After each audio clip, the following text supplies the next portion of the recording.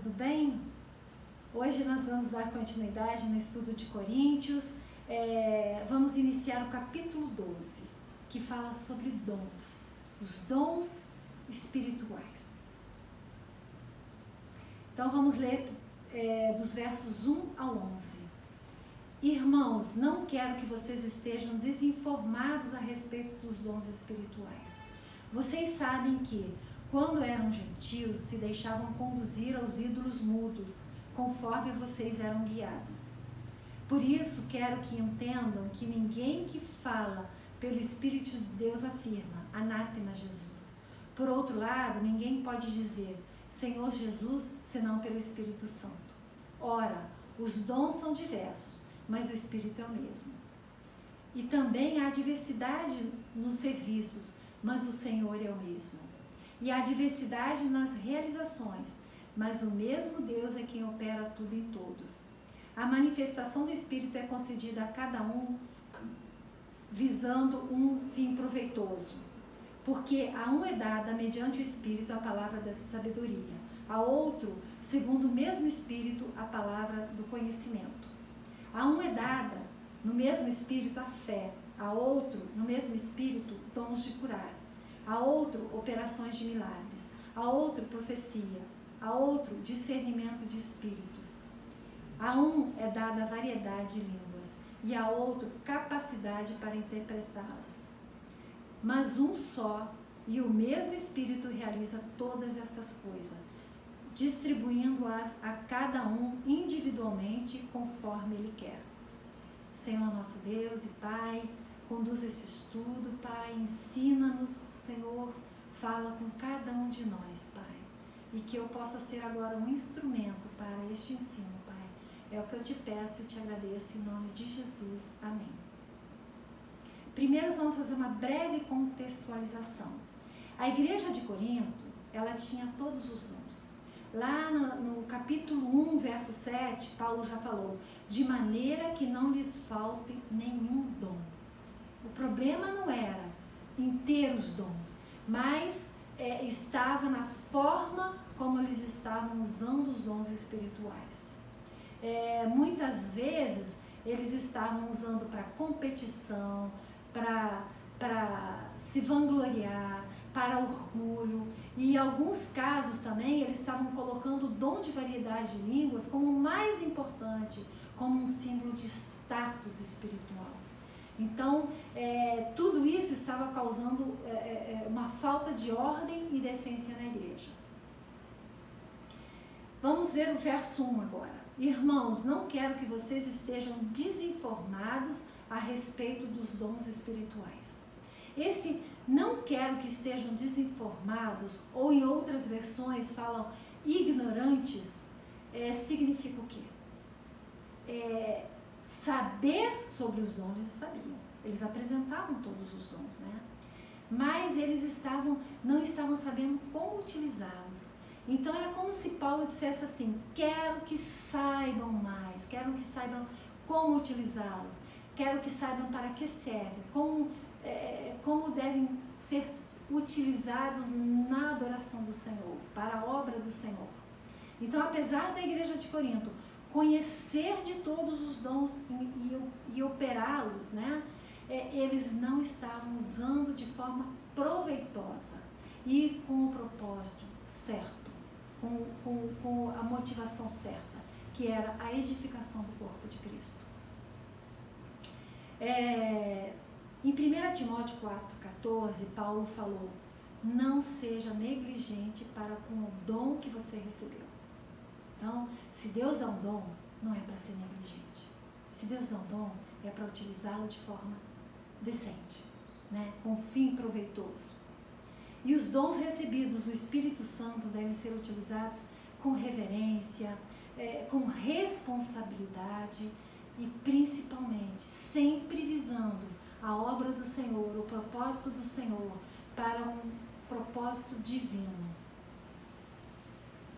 Os versos 2 e 3. Vocês sabem que quando eram gentios, se deixavam conduzir aos ídolos mudos conforme vocês eram guiados. Por isso quero que entendam que ninguém que fala pelo Espírito de Deus afirma, anátema Jesus. Por outro lado, ninguém pode dizer Senhor Jesus, senão pelo Espírito Santo. Então aqui Paulo, de certa forma, está fazendo um contraste, né, do antes da conversão e o depois da conversão. Antes da conversão, os coríntios estavam sendo guiados por ídolos mudos. E o que significa isso? Né? Apesar desses ídolos não falarem, não ouvirem ou não agirem, eles, de certa forma, controlavam e dirigiam a vida daqueles que o veneravam, a vida daqueles que o buscavam. Porque como a gente aprendeu lá em 1 Coríntios 10, né, que por detrás dos ídolos, na verdade, são demônios. Então, eles estavam, de certa forma, sendo guiados por demônios.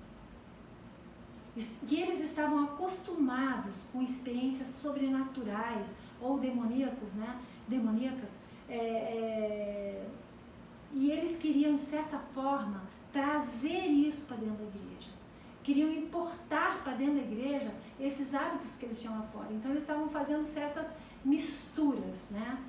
Então, depois da conversão, o que se esperava? Né? Que eles deveriam ser guiados e controlados pelo Espírito Santo de Deus. É assim que nós, como cristãos, também devemos ser guiados pelo Espírito Santo de Deus. Mas alguns deles que tinham trazido essas práticas lá de fora, em alguns momentos, o que eles falavam? Na confusão que eles faziam, né? Provavelmente na hora da demonstração dos dons, eles faziam confusão e traziam coisas lá de fora para usarem lá. E aí tinha alguns que falavam anátema Jesus. O que significa isso? É amaldiçoado seja Jesus. Então, com essa confusão, eles estavam, na verdade, amaldiçoando Jesus. E Paulo os corrige dizendo que quem é guiado pelo Espírito de Deus não leva uma pessoa a falar ou agir dessa maneira. Né? Não pode falar dessa maneira se é guiado pelo Espírito Santo. Né? Porque ali falava assim, né? Ninguém que fala pelo Espírito de Deus afirma anátema Jesus. Então, quem é guiado pelo Espírito jamais vai falar isso. Então, eles ainda estavam num processo de transformação. Né? Ainda não estavam totalmente regenerados. A impressão que dá. Né? E no outro verso, fala, na parte final aqui, fala assim, ninguém pode dizer Senhor Jesus se não for pelo Espírito Santo. Então, para a gente chamar Jesus de Senhor é pelo Espírito Santo. Reconhecer Jesus como Senhor é pelo Espírito Santo. E vamos ver o que em 1 João 4, 1, 3, o que João falou. Amados, não deem crédito a qualquer espírito, mas provem os espíritos para ver se procedem de Deus. Porque muitos falsos profetas têm saído mundo afora. Nisto vocês reconhecem o Espírito de Deus. Todo espírito que confessa que Jesus Cristo veio em carne é de Deus. E todo espírito que não confessa isso a respeito de Jesus não procede de Deus. Então, para a gente reconhecer, né, o Espírito, para ver qual Espírito que é, né, para ter esse discernimento, é aquele que reconhece Jesus como Senhor, aquele que sabe que Jesus veio, que em carne, que Ele é Deus, que Ele morreu por nós, que Ele ressuscitou, que Ele está vivo junto de Deus. Então, este que fala isso é uma forma da gente provar. Esse Espírito vem de Deus. Agora, aquele que não confessa, aquele que não reconhece Jesus como seu senhorio, né? Ele não provém de Deus. Inclusive, nesse estudo eu percebi que tem algumas seitas, religiões, né, que utilizam eles para falar dos dons. Mas quem está por trás, conforme este verso e outro que a gente leu, não é Deus. Então, não são os dons espirituais que provêm de Deus. Os versos 4 ou 6. Ora, os dons são diversos, mas o Espírito é o mesmo. E também há diversidade nos serviços, mas o Senhor é o mesmo. e há diversidade nas realizações, mas o mesmo Deus é quem opera tudo em todos. Aqui Paulo novamente reconhecendo a Trindade. Ali primeiro ele falou do Espírito, que é o Espírito Santo. Quando ele fala de Senhor, é Jesus Cristo, né? E por fim ele falou em Deus. Então aqui ele está reconhecendo a Trindade. E também ele falou, os dons são diversos, mas é o mesmo Espírito. Diversidade de serviços, mesmo Senhor. Diversidade de realizações, mesmo Deus que opera tudo em todos. Esses diversos ou diversidades, quando se busca no sentido original lá do grego, né, a raiz significa distribuição e partilha. Então, é a distribuição e a partilha dos dons espirituais, tem a ver com isso, né? Representá-los. E Deus, ele dificilmente dá todos os dons para uma pessoa só. Porque ele quer a dependência, ele quer que o corpo de Cristo se complete, né? E que cada um faça uma parte, né? E também aqui a gente vê o que significa dom, né? Ele vem da palavra charisma, que significa graça, presente de Deus. Então o dom espiritual procede, vem de Deus, é dado por Deus, pela graça de Deus. E para que ele serve, né? Fala ali em serviços. Então, e essa palavra também na tradução original significa diaconia. Então, ele é um presente de Deus, é dado pela graça de Deus para servir. E com que finalidade, com que propósito, né? É para a realização das obras de Deus, para a realização, o trabalho, a ação em benefício de alguém. O verso 7. A manifestação do Espírito é concedida a cada um visando um fim proveitoso. Então Deus concede a cada um.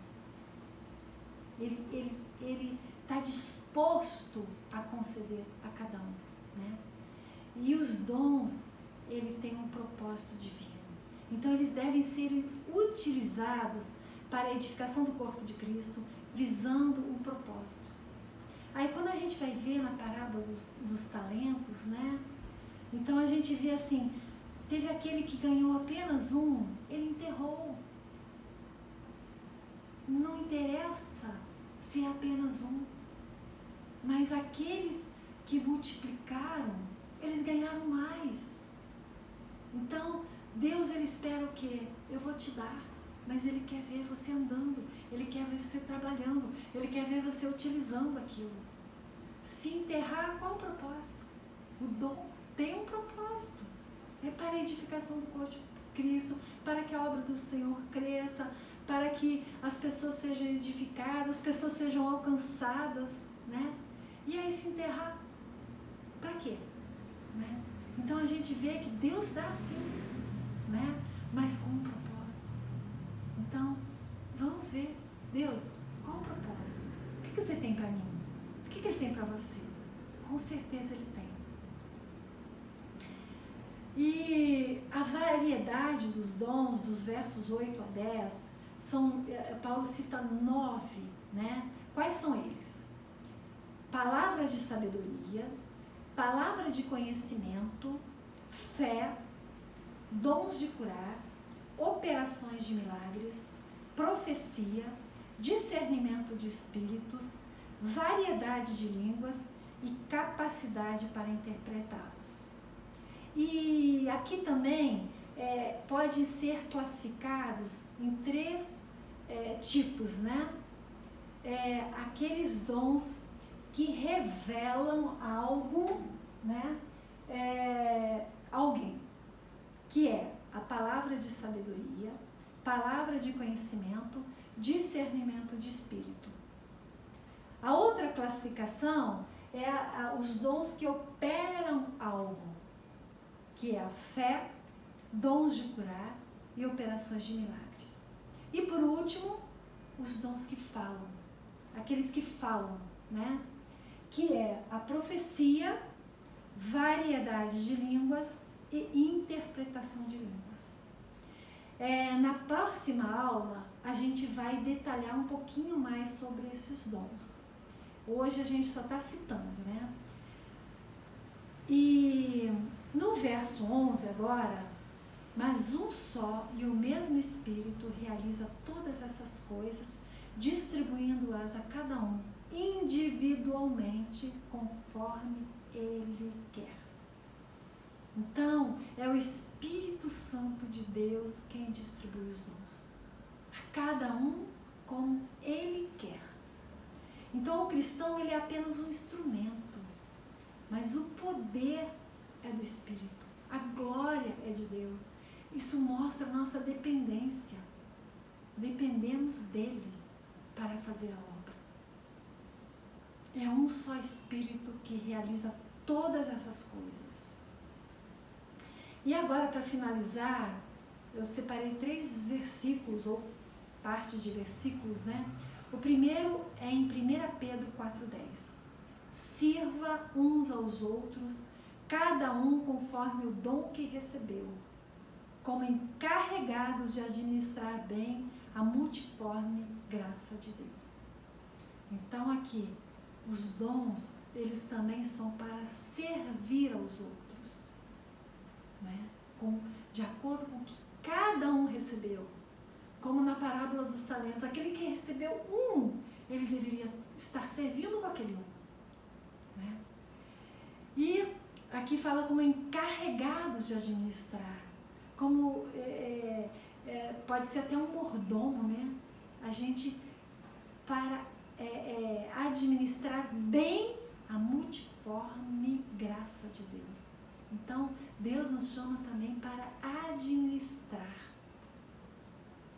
Para a gente, Ele opera através de nós, muitas vezes.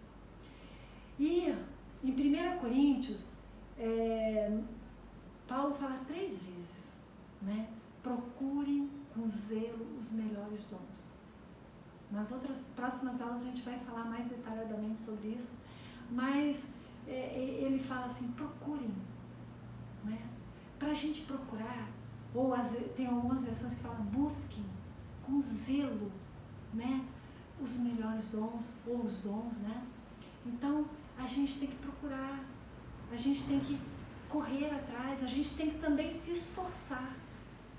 É Ele quem nos dá, mas cabe a gente se esforçar, cabe a gente receber um pouquinho e desenvolver. A gente vai ver lá no capítulo 14 que a gente precisa desenvolver os dons também. Então, à medida que você vai recebendo, você vai trabalhando, vai andando, vai fazendo, ele vai dando mais. É uma porção de cada vez, né? E por último, em Filipenses 2,13, fala, porque Deus é quem efetua em vocês tanto querer como realizar, segundo a sua boa vontade. Então, às vezes assim, gente, mas qual é o meu dom? Eu não sei, né? Mas Deus, Ele coloca dentro de nós esse desejo.